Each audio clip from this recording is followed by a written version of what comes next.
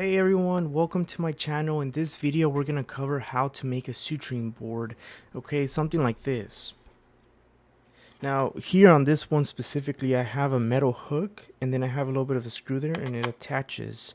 And I'll show you why that's important later in the video. But a little bit more about this board. I think it's important to have something like this in general because it really helps you build that dexterity. The board itself teaches you the foundations, kind of like the building blocks of mastering, the simple things of surgery.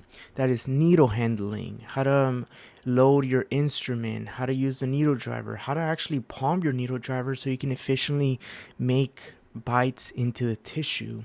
So all those things are learned here, and then once you're in the operating room, of course it's a different setting because there's higher pressure, you're sterile, all these things, but the skills are kind of the same. You take what you learn here and then you feel more comfortable in the operating room using the needle drivers and things like that. And hopefully your seniors are able to see that you feel comfortable, so then they let you do a little bit more, which is going to push you a little bit to build upon what you already know. So that's the idea. Why not use a silicone model instead though? So the problem with the silicone model is that one, the cost difference. This is kind of simple. I mean, it's just wood and screws and hair ties. It's pretty cheap, and the hair ties you can just replace. So it's not too expensive to use the materials. The actual the silicone models, after a lot of passing the needle through the material, um, it wears down. So you need to replace that silicone model. And it's like an extra cost, like $40 per silicone model, around there. So one being the cost. The other thing is that the silicone models, they offer a lot of resistance. So whenever you're trying to pass the needle through the tissue, the silicone model is too much, and it's gonna start kind of hurting your hands if you're doing a lot of reps. If you do a lot of reps on something like this, I mean, these are hair ties and they're made out of cotton. There's no actual rubber component to them, so it's a lot softer. It's easier on your hands for long periods of time that you're gonna be using to practice. And it's also very customizable. You can really adapt to what you need and the level that you're at and go from there. So I really hope this tutorial is going to be helpful. Let's go outside so we can start building this thing. What you want to do for this project is, first you want to start off with the board itself. So if you, like me, and you have plywood in your backyard and you have power tools, feel free to cut the board in the dimensions that you want. I have some examples down below in a Notion website where I have like a blueprint. You can see different options that I'm doing. For this tutorial I'm going to do two boards, one 8 by 8 inch and the other one 8 by 10 inch. The one that's 8 by 10 inches has a space for anastomoses. The 8 by 8 does not. So it really depends on what you want to do with the board and what your needs are. Now, if you don't have access to these tools, no worries. You can buy a cutting board online, and by buying the cutting board, you basically save yourself the time of having to find plywood and cutting it. You just buy the cutting board itself, and then you just have to measure where the pegs are gonna go in a grid kind of fashion and go from there. If you are gonna do this by cutting your own board, the first thing you gotta do is sand it down. So go ahead and sand down all the edges, including the corners and things like that. As well as the top. Here in the video I'm using a 180 grit sandpaper. The smaller the number, the grainier it is. So 180 is pretty good. You can finish it off with 400 if you want, but no, in this case I didn't. What I did here is that I went ahead and pulled up the blueprint that I made in the website, and I'm just using this. If you have one of these things, they're pretty amazing. They're called speed squares. Okay, it's kind of weird because it's a triangle, but what I like about it is that you can just hang it on the edge and then measure things. But it's not necessary. All you need is you just need a ruler and a pencil. Okay, and with those two things, you're gonna be able to basically make some sort of a grid and kind of follow where the dots are. The dots are where you're gonna be able to either screw in or hand tie some screws, right? And then you're gonna be able to finish your board. So I went to the hardware store and I found a couple things. So first of all, I found these hangers that have a magnetic bottom to them, right?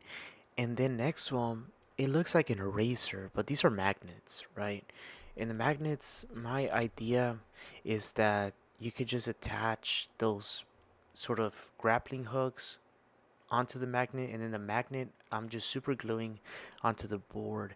That way, I'm able to, you know, take them on and off pretty easily.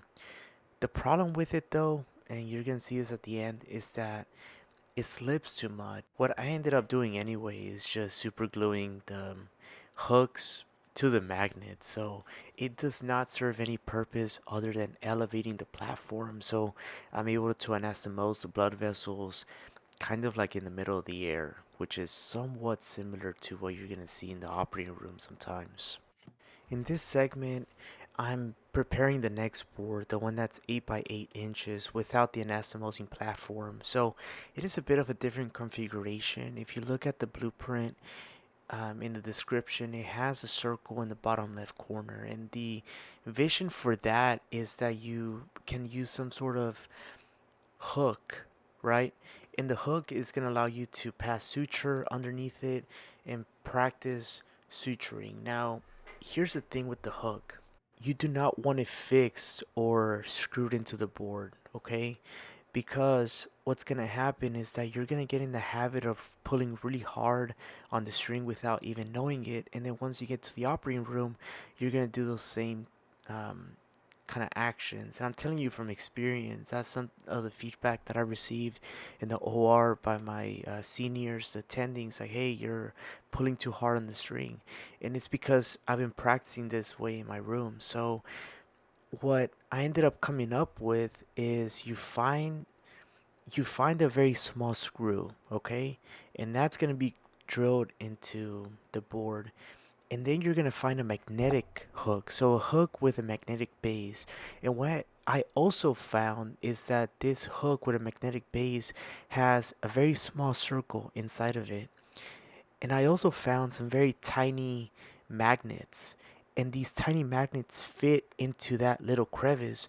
And what I ended up doing is fitting in those magnets in there, which then have some sort of attraction to the screw in the board, okay? But it's not too much of a strong attraction, so it's kind of weak, and that really allows for me to basically suture. And if I put too much pressure up, then it's gonna come off. And I know that I put too much pressure because it's just not gonna work. So it's pretty cool because it's starting to train your hands to tie those hand ties nice and easy, not too much tension.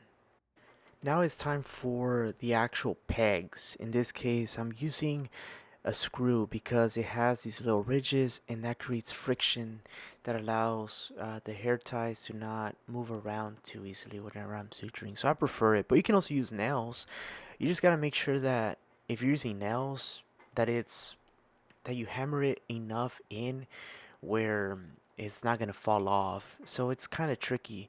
With these screws, if you're using the hand screwing in method, you're going to find some resistance. So just screw a little bit past the resistance and stop there. You don't need to go all the way. You do want the screw to be exposed, but not too much where it's unstable.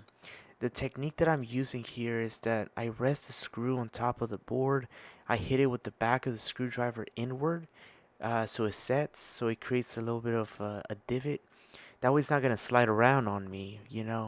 Um, and after that, you just kind of screw it in, right? You hold it with your left hand or your non-dominant hand, um, and your right, you're putting downward pressure as you're spinning the screwdriver, and that should really allow you to have pretty good tension. I got kind of lazy, so I ended up also using the torque wrench. But it really doesn't matter what technique you use, just make sure that they go in somewhat straight, as much as you can. It's kind of hard. A couple screws later and you're done. This is what the 8 by 8 board looks like. And here I'm kind of showing how there's a magnetic resistance with the hook, but it's able to come off. So in the future, I actually ended up deciding on changing out the screw for an even smaller one so there's less resistance, because I found that The original screw that I use has too much of a surface area, so it creates too much pull, and I need it a little bit less. I really do need to train my hands to be a little bit softer with the suture, so I changed it out and it works great now. So here are the clamps that actually didn't ended up working out. Magnetized, you pull on them, they move. I didn't like it. These ended up being super glued in, so that's not too bad. The other thing I found is that, okay, if I'm not anastomosing anything, I can actually use that space to work on my hand ties. So I found this very tiny screw, which is the one that I use on the other board at the end. And it has a very small surface area, so not too much. And it creates just enough tension on the hook so it doesn't fall off immediately, but you pull on it even the slightest bit, it's gonna move around and shift on you. So it's very good for that purpose. And here's the other board. I ended up following the same process, just kind of screwing in the screws there where I planned on drilling in the first place. And yeah, I just continue doing that. At the very end, the just slight modifications, and you can see how it turned out. Thank you so much for watching. It means the world to me. I really hope you found this helpful, whether you're in medical school, nursing school, whatever school, okay? I really hope you found this helpful. Thank you.